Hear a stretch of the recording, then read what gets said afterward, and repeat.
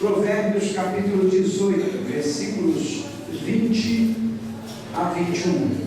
Provérbios 18, 20 a 21.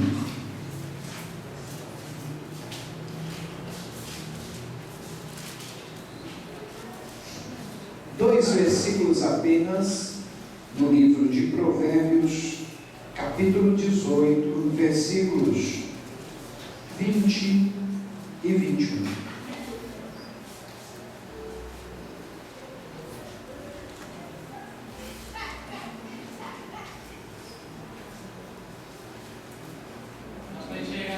Não dá, né? Nós estamos com um probleminha no monitor. Então, pode acender a luz para o pessoal poder enxergar aí na Bíblia os versículos que nós leremos, tá? Provérbios 18, 20 a 21 diz assim: olha, do fruto da boca enche-se o estômago do homem, o produto dos lábios o satisfaz. A língua tem poder sobre a vida e sobre a morte. Os que gostam de usá-la comerão do seu fruto. Amém? Vamos ler novamente o versículo 21. Vamos ler todos juntos para ficar bem gravado na nossa mente. A língua tem poder sobre a vida e sobre a morte. Os que gostam de usá-la comerão o seu fruto.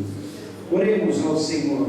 Deus nosso Pai, nós nessa noite estamos aqui mais uma vez para interceder pela vida, pelas famílias, pela vida dos pais, esposos, esposas, pelos filhos, pela paz e harmonia nos nossos lares, pela bênção Tua, Senhor, sobre cada família.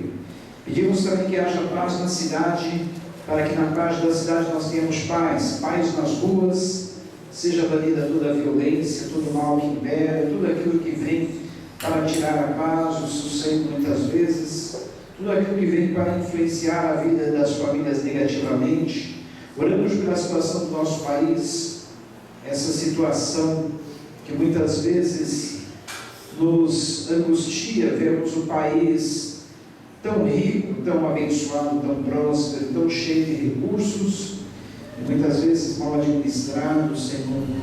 Falta para muita gente, temos preços caros nos nossos recursos naturais, temos muita corrupção. Pedimos que Tu entre com a Tua intervenção sobre essa nação, Pai. Pedimos a Tua bênção, pedimos que a Tua palavra possa nos orientar, como família possamos crescer na Tua graça, no Teu conhecimento, e estar com o Senhor, atingindo a estatura de varões perfeitos diante de Ti, Pai. Em nome de Jesus eu Te agradeço. Amém. Nessa noite nós estamos fazendo o nosso último estudo de quinta-feira sobre família, sobre como nós podemos ter um lar abençoado. Deus colocou no meu coração de falarmos um pouco sobre o uso da nossa língua, o poder das nossas palavras. Haja visto que isso é um assunto muito importante. No versículo que nós lemos aqui, diz que a língua tem poder sobre a vida e sobre a morte. Hoje eu estava ouvindo o testemunho de um pastor, e ele disse que no tempo da sua infância, ele repetiu a 8ª série, era chamada 8ª série naquele tempo, hoje não sei como é que chama a 8ª série. 8º ano? Era a 8ª série do ciclo ginasial, 1º grau, e naquele tempo costumava se repetir de ano. Não sei se ainda existe isso na escola, repetição de ano. Existe um pouco, né? Mas naquele tempo muita gente repetia um ano, repetia 2 anos, 2 vezes o mesmo ano, 3 vezes o mesmo ano. Eu lembro disso. Esse pastor, ele repetiu 3 vezes a 8ª série. Aí ele falou que a sua mãe compreendeu. Ele chegou em casa quando ele trouxe o boletim para a casa dele, ele chegou em casa muito preocupado, aflito, sobre como seria a reação dos pais, repetindo a oitava série pela terceira vez. E ele disse que a sua mãe compreendeu, falou umas palavras amorosas, tudo, né? Deu incentivo, ânimo. Mas o seu pai não compreendeu. O seu pai lhe disse as piores palavras. Falou: olha, você é um burro, você não vai dar nada na vida, você não tem capacidade. Olha, seus irmãos, eles vão bem na escola, você tem a capacidade de repetir de ano 3 vezes, você é muito burro, você não vai dar nada na vida, você sempre vai ser um porcaria, e daí para baixo. Aí ele disse que a partir daquele momento, se as coisas já estavam ruins para ele, ficaram piores. A partir dali então, tudo desandou. Ele nunca mais conseguiu ir bem na escola, em matéria nenhuma. E, enfim, se não fosse a graça de Deus na vida dele, talvez ele nunca teria se reabilitado e chegado a ser um servo de Deus como se tornou. Mas foi preciso um tratamento muito profundo na sua alma, foi preciso ele liberar muito perdão para o pai dele, tudo isso por causa de palavras que ferem. No texto que nós lemos do livro de Provérbios, enfim, Salomão ele tem muitos conselhos sobre a família. Salomão escreveu 3 livros na Bíblia. Ele escreveu o livro de Cantares, ele escreveu o livro de Provérbios e ele escreveu o livro de Eclesiastes. Diz que cada um desses livros ele escreveu numa fase da vida dele. O livro de Cantares ele escreveu quando ainda jovem, naquela fase do romantismo que ele estava. Ele faz declarações de amor pela sua amada, Sulamita. Enfim, ele está naquela idade do romantismo, a idade da juventude. Já o livro de Provérbios diz que ele escreveu na meia-idade, ali pelos 40, 50 anos. Então ele já fala como alguém que tem vivência da vida, vivência das coisas, já sabia como era. Ele dá muitos conselhos para os jovens, ele dá muitos conselhos para o homem, para a mulher. No capítulo de número 31, ele dedica um capítulo inteirinho falando sobre a mulher virtuosa. Os primeiros capítulos do livro Provérbios são conselhos práticos para o jovem fugir da devassidão, das más companhias, da mulher adúltera. Enfim, ele dá conselhos como um homem na meia-idade, cheio de experiências da vida, e ele transmite esses conselhos para os mais jovens e também para os maridos, para as esposas. Já o livro de Eclesiastes, ele já estava naquela fase da terceira idade, próximo da sua morte. Ele fala muito sobre morte no livro de Eclesiastes. Ele fala sobre o fim da vida, ele fala sobre o fim dos homens, o fim de todas as coisas. É interessante. 3 livros de Salomão, um para cada fase da vida dele. Cantares na sua fase de juventude, Provérbios na sua fase de meia-idade e Eclesiastes na fase da terceira idade. E essas palavras que ele nos fala no livro de Provérbios são muito úteis para a nossa vida em família. O livro de Provérbios tem 31 capítulos. É muito bom as famílias adotarem esse livro para estudar durante o mês, lendo para os seus filhos cada dia um capítulo do livro. São conselhos óbvios. Talvez, se você tiver dificuldade em entender a linguagem, use uma Bíblia na linguagem de hoje. Alguns versículos vão estar traduzidos de uma forma mais fácil. Mas vamos lá, sobre o poder da língua, Salomão diz que da nossa boca, tanto podemos transmitir através da nossa boca vida, como podemos transmitir morte.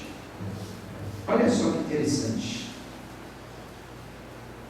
Através das minhas palavras, eu posso transmitir vida, eu posso transmitir morte. Os irmãos têm uma ideia do poder da palavra? Lembrem-se, o capítulo 1 de Gênesis, depois nós lemos no capítulo 11 do livro de Hebreus, que o mundo, ou os mundos foram criados pela palavra. Deus disse, haja luz, e houve luz. Deus disse, haja luminares no céu, haja uma divisão entre as águas de cima e as águas de baixo, povoem-se a terra de vegetações, de animais, de répteis, de aves, enfim, tudo foi feito através da palavra falada. Deus falou e tudo se fez. Deus falou e tudo foi sendo criado. Em Tiago capítulo 3, versículos 9 a 12, abra aí conosco Tiago capítulo 3, versículos 9 a 12. Diz assim, Tiago 3, 9 a 12. Aliás, o capítulo todo, ele vai falar sobre a língua. E eu quero ler o capítulo até o versículo 9. Olha só, que é muito interessante. Tiago capítulo 3. O título do capítulo diz, o domínio sobre a língua. E assim diz, olha, meus irmãos, não sejam muitos de vocês mestres, pois vocês sabem que nós, os que ensinamos, seremos julgados com maior rigor. Todos tropeçamos de muitas maneiras. Se alguém não tropeça no falar, tal homem é perfeito, sendo também capaz de dominar todo o seu corpo. Quando colocamos freios na boca dos cavalos para que eles nos obedeçam, podemos controlar o animal todo. Tomem também como exemplo os navios, embora sejam tão grandes e impelidos por fortes ventos, são dirigidos por um leme muito pequeno, conforme a vontade do piloto. Semelhantemente, a língua é um pequeno órgão do corpo, mas se vangloria de grandes coisas. Veja como um grande bosque é incendiado por uma simples fagulha. Assim também, a língua é um fogo, é um mundo de iniquidade, colocado entre os membros do nosso corpo, contamina a pessoa por inteiro. Incendeia todo o curso de sua vida, sendo ela mesma incendiada pelo inferno. Toda espécie de animais, aves, répteis e criaturas do mar doma-se e tem sido domada pela espécie humana. A língua, porém, ninguém consegue domar. É um mal incontrolável, cheio de veneno mortífero. Com a língua bendizemos o Senhor e Pai, com ela amaldiçoamos os homens, feitos à imagem e à semelhança de Deus. Da mesma boca procede bênção e maldição. Meus irmãos, não pode ser assim. Acaso podem sair água doce e água amarga da mesma fonte? Meus irmãos, pode uma figueira produzir azeitonas ou uma videira figos? Da mesma forma, uma fonte de água salgada não pode produzir água doce.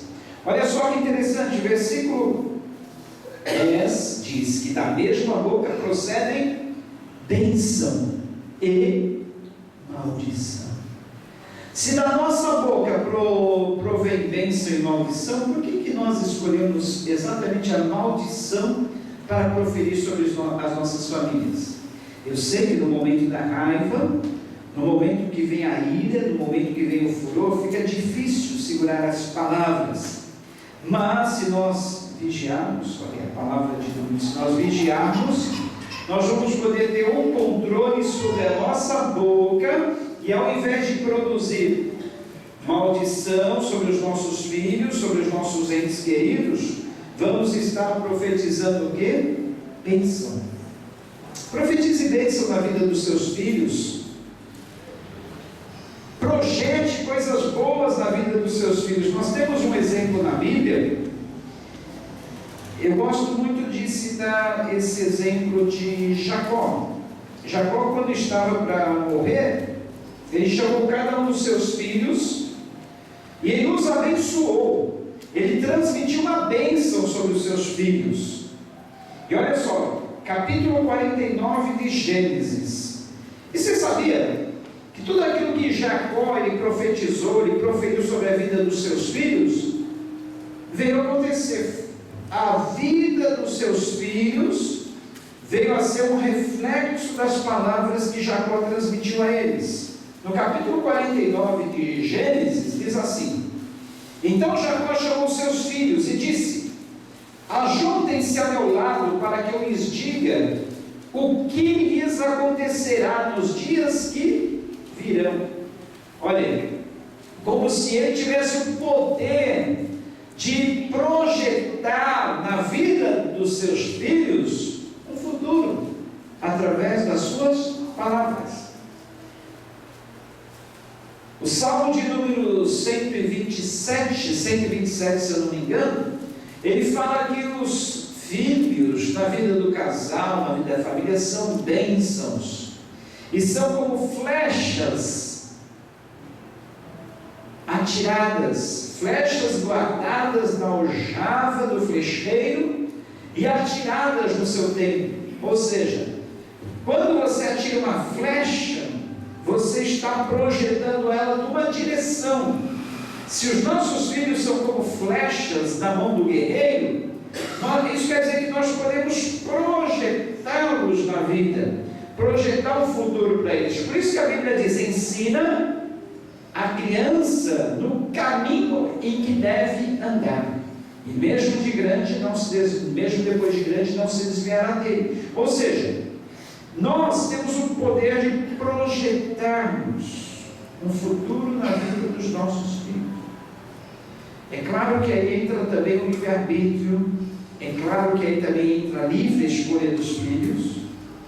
Nós temos esse poder de projetar. Agora, se eles vão exatamente obedecer a nossa direção, se eles vão seguir no caminho que nós indicamos, que nós orientamos, que nós projetamos, aí é outra coisa.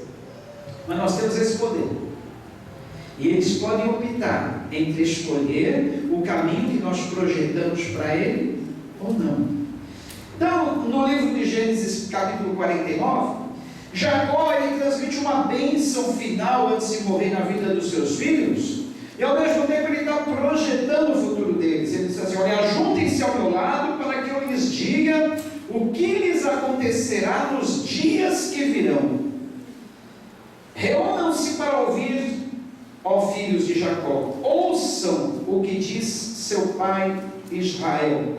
Primeiro ele transmite uma bênção na vida do seu filho primogênito. Ele chama Rúben e diz: Rúben, você é meu primogênito, minha força, o primeiro sinal do meu vigor, superior em honra, superior em poder, turbulento como as águas.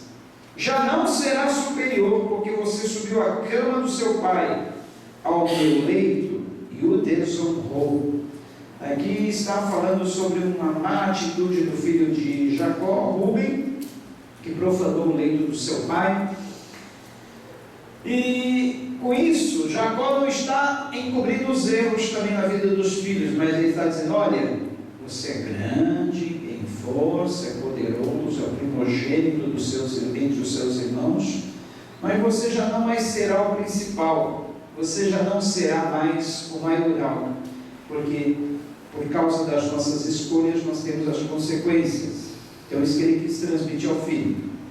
Aí ele chama Simeão e Levi e diz: Simeão e Levi são irmãos, suas espadas são armas de violência, que eu não entre no conselho deles, nem participe da sua assembleia, porque em sua ira mataram homens, e a seu bel prazer aleijaram bois, cortando-lhes o tendão. Maldita seja a tua ira, tão tremenda, e a sua fúria tão cruel. Eu os dividirei pelas terras de Jacó, e os dispersarei em Israel. Veja bem, a cada um dos seus filhos, de acordo com as suas ações, de acordo com as suas atitudes, Jacó está antevendo o seu futuro. E ele faz questão de frisar isso na vida dos seus filhos: olha, por causa das suas más atitudes, vocês podem ter um futuro não bom. Veja, controlem a ira de vocês, vejam como vocês estão lidando com os seus problemas, como é que vocês estão se saindo, olhem as escolhas que vocês estão fazendo. Cuidado, porque se vocês continuam nesse caminho, lá na frente vocês vão estar colhendo. Olha só os conselhos na vida de Jacó.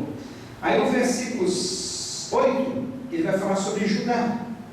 Ele diz: Judá, Seus irmãos o louvarão, sua mão estará sobre o pescoço dos seus inimigos. Os filhos de seu pai se curvarão diante de você. Para Judá, foi a profecia mais linda que Jacó transmitiu. E se cumpriu. Quem é que veio da descendência de Judá? O filho de Jacó? Jesus. Por isso que Jesus é chamado o leão da tribo de Judá. Dos filhos de Jacó, formaram-se 12 tribos. E uma delas era a tribo de Judá. Da tribo de Judá veio a descendência de Jesus. Se vocês olharem lá na genealogia de Jesus, em Mateus, logo nos primeiros capítulos, no primeiro capítulo vocês vão ver que segue uma linha os ancestrais de Jesus. Ele vem exatamente da linha da tribo de Judá. Por isso que Jacó disse: olha, Judá, seus irmãos o louvarão. O louvarão através de quem? Através de Jesus. A sua mão estará sobre o pescoço dos seus inimigos. A vitória de Jesus sobre os inimigos, sobre os seus inimigos, sobre Satanás, sobre a morte, sobre o mundo.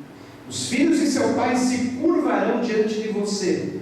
Ou seja, através de Jesus Cristo, Judá recebendo louvor e recebendo adoração.